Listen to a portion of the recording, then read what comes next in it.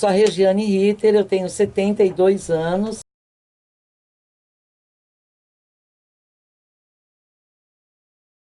Eu acho que foi principalmente por isso, pelo desafio. Porque quando eu disse ao meu pai que eu seria atriz, que eu seria artista, que eu ia fazer da minha vida um não passar em branco, ele disse, não, você não vai. Eu falei, sim, eu vou. Não, mas você não vai, porque a televisão, teatro, cinema só tem puta, maconheiro e viado. Eu falei, ah, tá, nos hospitais não tem, nos bancos não tem, na moda não tem. Não, não tem. Eu vou ser o quê? Médica? Não tem também?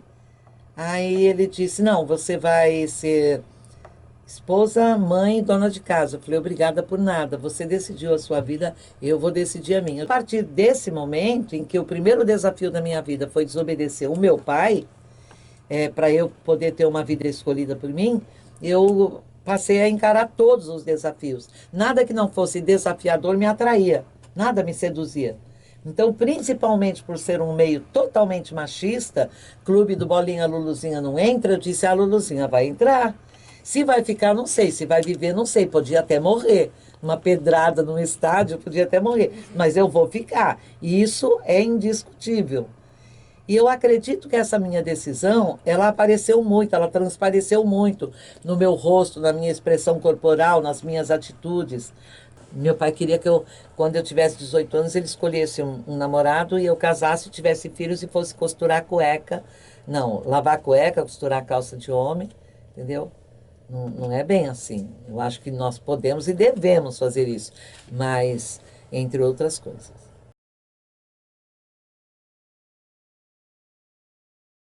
Eu descobri uma força que eu não sabia que tinha.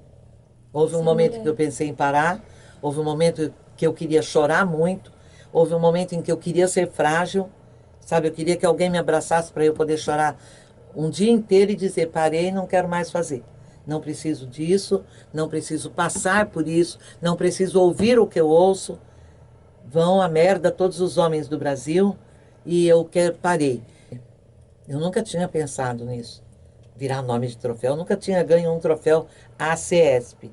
Tinha ganho outros, né? No Brasil nunca se homenageei ninguém em vida. Então havia razão para eu estar ali. Quando eu parei com a externa, quando eu parei com a reportagem, quando eu parei com o gramado, eu olhei para a TV, tinha 40 mulheres trabalhando no esporte. Quando eu comecei, tinha 4.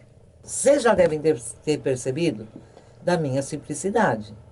Eu não estou preocupada, vou repetir, eu não estou preocupada se eu fui, eu nunca concordei que eu fosse a primeira, porque outras trabalharam antes de mim e durante o meu tempo, e nunca me preocupei com virar nome de troféu, por exemplo. Tanto que quando eles vieram pedir autorização, eu chorei meia hora, quando eles me convenceram que era verdade. Então, sabe aquelas coisas que você não espera? Você espera ter o reconhecimento, você espera ser respeitado e ter a credibilidade. E isso eu sabia que eu tinha. Quando veio o troféu, eu falei, nossa, morri, né? Morri de chorar.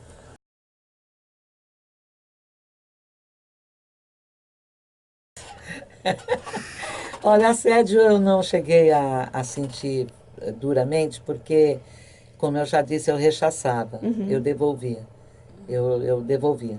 A bola vinha pingando, eu chutava de volta e o cara não tinha condição de continuar. Quando eu ia para os clubes trabalhar, meu uniforme era jeans pesado, nada colado, assim, nada sensualíssimo. Jeans, camisão, camiseta, pochete para guardar 2 ou 3 coisas, e o resto era microfone, prancheta, lápis, caneta, papel. Eu ia com a cara muito brava. Eu chegava nos clubes muito brava, pisando duro, pisando forte e olhando bem, tipo, o que que é? Vai implicar? Não tanto assim quanto eu estou fazendo, porque quando a gente vai mostrar como era, a gente exagera um pouco, né? E aí eu mantinha-os a mesma distância, mais ou menos à distância. E aí eu não sofri muito assédio. Talvez assédio sexual tenha sido maior do que o assédio moral. O assédio moral, aquelas brincadeirinhas, aqueles olhares irônicos, as piadas, entendeu? Eu reagia a todas elas, eu não era indiferente. Eu dava sorte porque um dia, por exemplo, como eu reagia, em 91, eu fui escolhida pelo jornal Unidade, do Sindicato dos Jornalistas Profissionais, a melhor repórter esportiva do ano, 1991. Eu cheguei no Corinthians, eu era setorista do Corinthians naquele momento, e na sala de imprensa só tinha um jornalista, porque eu sempre chegava muito cedo. E ele disse, nossa, e ele era colega de empresa, viu? Eu era da rádio e da TV e ele era do jornal impresso. Nossa, você foi escolhida a melhor jornalista esportiva de 91, né? Haha. Tipo assim, tirando uma onda. Eu falei, fui, você vê que bobagem? Ou eu me enganei todo mundo, ou alguém muito forte se enganou e me deu o prêmio. E ele ficou muito pé da vida, ele ficou alucinado. Ele falou, você está querendo minimizar o quê, menina? Para com isso. Você ganhou como jornalista esportiva feminina, só tem você. Você não ganhou de ninguém. Eu falei, olha, para um pouco, volta no tempo, volta até ontem, vai se informar. Não existe a categoria feminina exatamente porque só tem eu. Eu ganhei de 600 homens do estado de São Paulo, inclusive de você, agora eu sei o porquê. Porque você é muito mal informado. Se informa melhor, quem sabe no próximo você leva. Virei para ir para o campo, voltei, achei pouco, falei, não, não se informa não, bobagem. Se você está há 20 anos e não levou ainda, eu estou há 4 anos e já levei, e você não vai levar mais. Então nem se esforce mais, fica como você está. Ele sabia que perdeu, ele fez merda. Ele veio tirar uma onda que não existia, de que eu, única mulher, ganhei como na categoria feminina. Aí eu não teria ganho nada mesmo. Eu ganhar de mim. Então, quando eu mostrei a ele que ele devia pensar antes de falar e não parar de pensar, que é o que a maioria dos brasileiros tem esse hábito, parar de pensar.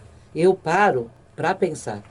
É, tentaram me diminuir 2 ou 3 jornalistas apenas. Aquele que eu não falo o nome porque já morreu, o outro que era um tal de Campos do Estadão, que eu promovi um jogo na Rua Javari em benefício de um jogador, ex-jogador do São Paulo, Jurandir, São Paulo da seleção brasileira, estava passando imensas dificuldades. E eu entrei, parei numa rodinha que me cumprimentou, me chamou, de gente envolvida com o evento, e veio um rapaz que eu não conhecia e disse, Regiane, eu tenho um recado do Campos para você. Eu falei, quem é o Campos? É o do Estadão, eu esqueci o primeiro nome dele. Eu falei, pode falar. Ah, ele mandou te avisar que se você for apitar o jogo, ele não participa do evento. Eu falei, ah, tá bom, obrigada. Ele falou, você não vai mandar uma resposta para ele? Eu falei, que resposta você quer? O que que você quer? Você me deu um recado, eu estou agradecendo você ter me dado o recado. Mas você vai apitar? Eu falei, eu respondo para ele, pode deixar.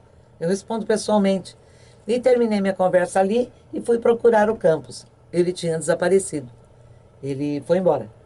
Não participou do evento, ele deixou de praticar um ato caridoso, um ato de benemerência, de raiva, porque eu ia apitar o jogo. E qual era o meu único defeito? Ser mulher. Que é que você tem exatamente contra a mulher. Contra o fato de eu ser mulher, eu vou apitar o jogo. Sim. Eu descobri então que os homens, alguns ignoram, a grande maioria, ignora que nasceu de uma mulher, que saiu do útero de uma mulher. A grande maioria é casado com mulher. Alguns deles têm filhas, mulheres. Têm irmãs. O que eles têm contra a mulher? Porra! Eu acho que eu não sofri tanto assédio assim, porque assim como o Cilinho pensa, o melhor técnico que eu vi trabalhar no Brasil, o Tacílio Pires de Camargo, ele dizia, a melhor defesa é o ataque. E pensando nisso, eu falei, não é só dentro de campo 11 contra 11, é na vida. É na vida. É uma mulher contra 600 homens. Então, se eu quero me defender sem sofrer nenhum tipo de achincalhamento, qualquer coisa desse tipo, eu ataco primeiro e me defendo depois. Ou, enquanto eles se defendem, eles não têm tempo de me atacar. Como eles não são, assim, em sua grande maioria, muito inteligentes, eu saio ganhando. Então, era o meu comportamento. Esse comportamento fez eu me impor.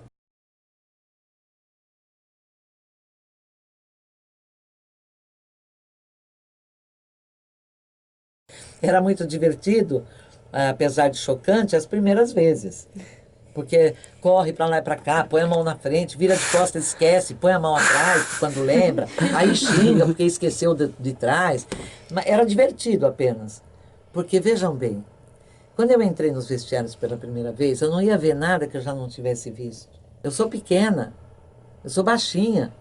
Eu ia entrevistar os caras, eu segurava o microfone assim, ó. Então, minha foto era 3x4, eu não vou tirar foto lá para baixo. Minha foto é aqui, ó. Então, eu lá olhava, não tinha curiosidade nenhuma. O que adianta? Até porque é uma coisa que quando você não está usando é muito feia. Então, eles passaram a me respeitar o dobro, os jogadores. Quando eu entrava nos vestiários, nunca fiz isso, ó. Que é feio, é assintoso. Então, eu entrava olhando aqui, ó. Olhando aqui, você tem uma visão periférica geral. Mas nunca eu desci os olhos ostensivamente. E eles acho que pensavam que filha da mãe, canalha, ela devia ter um pouco de curiosidade, né? Afinal de contas. Então, eles passaram a me respeitar o dobro.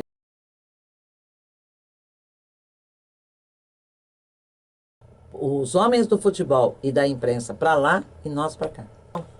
Éramos amigos dentro do clube, nas viagens. Eu fiquei 3 meses em 93 e 2 meses em 94, viajando no voo fretado da seleção brasileira, ficando às vezes, no mesmo hotel de concentração deles, almoçando nos mesmos restaurantes, eles de um lado, a gente do outro. Então, você é obrigado a ficar amigo. E nós tínhamos essa amizade absolutamente profissional. Nunca passou dos limites. Você começa a sair para jantar, aí vai jogar um baralhinho, aí vai não sei o quê, não sei quanto, acaba fazendo não sei quanto também. E vou dizer uma coisa para você, o meio não perdoa. O meio não perdoa. Eles não perdoam. Eles não perdoam. Depois que todos fazem a festinha particular deles, eles afastam essas pessoas. Afastam as pessoas que deram alguma facilidade. Então, uma das chaves para dar certo é os homens do vôlei para lá e nós para cá. Ah, amigão, adoro você, te amo, te adoro, beijo, beijo, abraço, abraço. Tchau, tchau. Cada um para sua casa.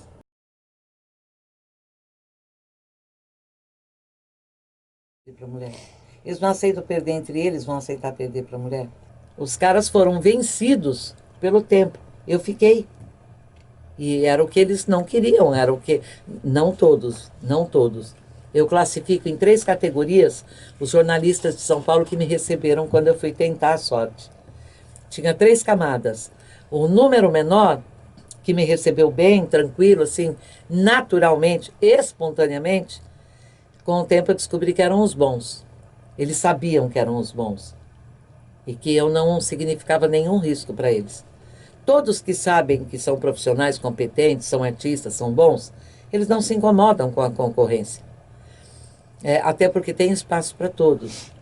A segunda camada era uma camada indecisa. Oi, tudo bem? Seja bem-vinda. Ai, será que ela vai me atrapalhar? Eram uns indecisos. Essa era a categoria profissionais medianos, médio porte. E a minoria, acho que um pouco mais do que a classe dos bambamã, eram os caras que me receberam assim. Fazendo o que aqui? Mais uma que vem e passa. Mais uma que não deveria ter largado o tanque, a cozinha, o quarto. Que ali no quarto eles não dispensam, né? Deveriam dispensar ali também. Não estão dispensando. Eu tive um inimigo declarado, acho que um só. O outro era tão imbecil que eu não posso considerar inimigo. Mas um que trabalhava comigo. Ele tentava me cercear, ele tentava me podar. Cobrindo seleção brasileira, ele corria nos meus entrevistados, sabe? Ele me atropelava um pouco. Não, a gente primeiro vai lutar pela igualdade da gente. O homem se pôs no caminho, chama ele aqui na conversa e diz, qual é o teu problema? E eu não tenho problema com você. O mercado é enorme. Tem espaço para mim, para você, para o cachorro da vizinha lá, entendeu? E vamos brigar de igual para igual, sem trairagem, sem desonestidade, sem agressão, sem agressividade, sem baixaria. Nós podemos conseguir isso. Então eu tenho hoje, e já de 20 anos, 30 anos, grandes amigos, grandes amigos. Amigos que eu sei que eu posso contar na chuva, no frio, no calor, no verão, no Saara, na ponte que partiu, entendeu? E algumas, pouquíssimas mulheres. Porque a mulher nessa briga que ela tem contra o homem, ela não percebe que ela desenvolve uma briga de competitividade com as outras mulheres, que duas irmãs competem entre elas e acabam se odiando. Não é isso, gente. Não dá tempo de ter inimigo. Não dá tempo de competir com homem e mulher por tudo e por nada. Você vai ter que brigar muito pelo seu trabalho, pela sua profissão, pelas suas ideias e por você, pela sua pessoa. Eles têm de te respeitar. Para isso, nós temos de respeitá-los, os inimigos. São os medrosos, assustados, os burros, os idiotas, os medrosos. A grande maioria entende que a mulher é o sexo frágil, porque nós não temos força física. Vou falar primeiro apanhar.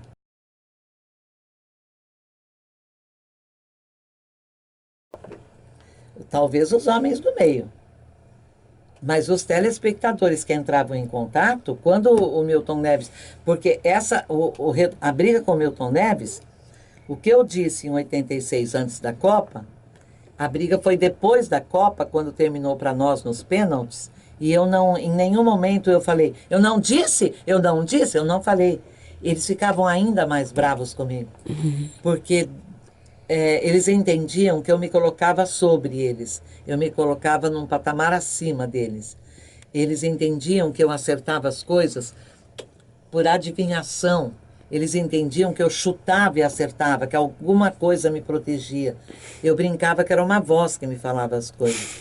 Mas a grande maioria do que eu falava era por conhecimento. E às vezes eu acertava por intuição. Ou era a intuição feminina, ou essa voz existia mesmo. Porque eu sabia que o entusiasmo deles era um entusiasmo infantil de torcedores de futebol. E não era o meu caso, eu não tinha isso.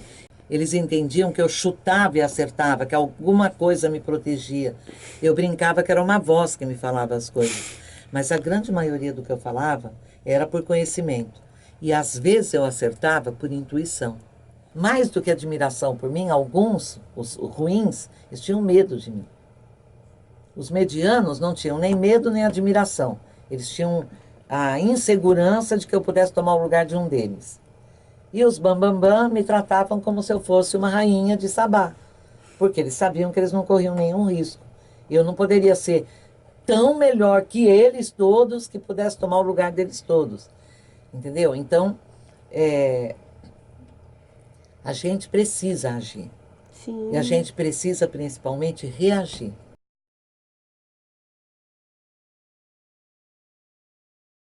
Eu, juro por Deus, eu só briguei com aqueles que tentaram se atravessar no meu caminho. Tentaram impedir que eu me tornasse uma jornalista esportiva de credibilidade, de respeito. Eu sabia que eu podia ser. O jornalismo esportivo só fica se atualizando. É só atualizar, não vem novidade, não vem cirurgia de 3 pontos, pontos invisíveis, entendeu? Cirurgia laser, não é isso. Então, o nosso trabalho, o jornalismo em si é um trabalho fácil. Eu nunca quis andar na frente do homem, mas eu nunca permiti que eles me fizessem andar um passo atrás deles. É ombro a ombro, juntos. Mesmos direitos, mesmos deveres. Seus sonhos são os meus são os seus. Enquanto der certo, porque o dia que deixar de dar certo, eu te respeito pra caramba, você me respeita pra caramba, e cada um toma seu lado, sem ofensa, sem baixaria, sem bater, sem matar, sem nada.